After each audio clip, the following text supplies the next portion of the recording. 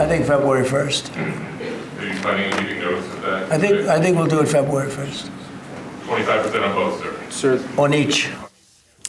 Donald Trump there saying he's due to impose U.S. tariffs on Canadian goods, perhaps in just 11 days.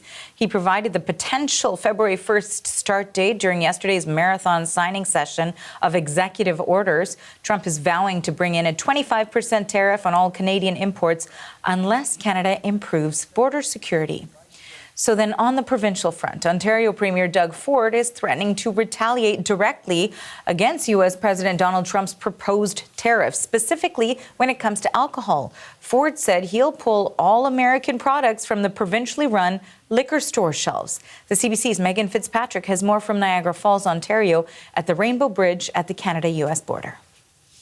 Given what Doug Ford said yesterday when he was delivering a speech at the Conference of Rural Municipalities of Ontario. Now, previously, in terms of talking about retaliatory measures, Ford has floated the idea of cutting off electricity supply to a couple of U.S. states, like New York State, right behind me on the other side of that river, and Minnesota and Michigan, that Ontario sells power to. But now this latest idea that he's putting out there is pulling all U.S. products off LCBO shelves. The LCBO is the provincial agency that controls the liquor stores in this province, and that would be a huge move given the enormous volume of U.S. products that the LCBO buys. And Ford saying in this speech yesterday that he has directed the LCBO to be prepared to take that step, Arthi, and that Ontarians, Canadians should buy local instead. And we've been talking to people in the industry here in this region. Niagara is the biggest wine producing region in Canada.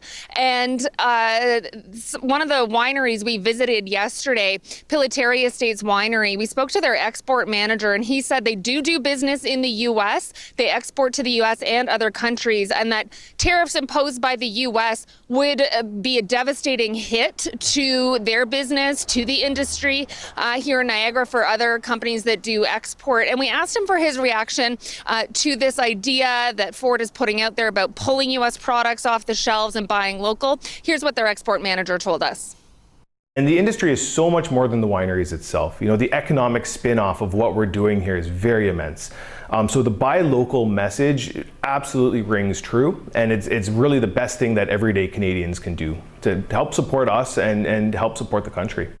And we also touched base with the Ontario Craft Wineries Association. They similarly say, Arthi, that there's never been a better time to buy Ontario wines. And for Canadians, for Ontarians to spend their tourism dollars visiting the wineries in this province. They said that they make wines that are just as good, if not better, than those California wines that the LCBO buys, from those Oregon wines.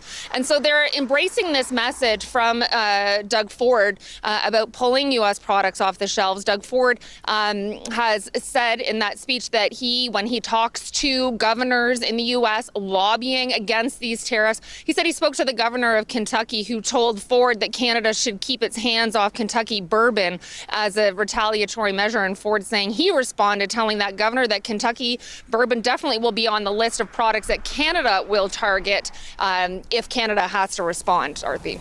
That is Megan Fitzpatrick in Niagara Falls, Ontario.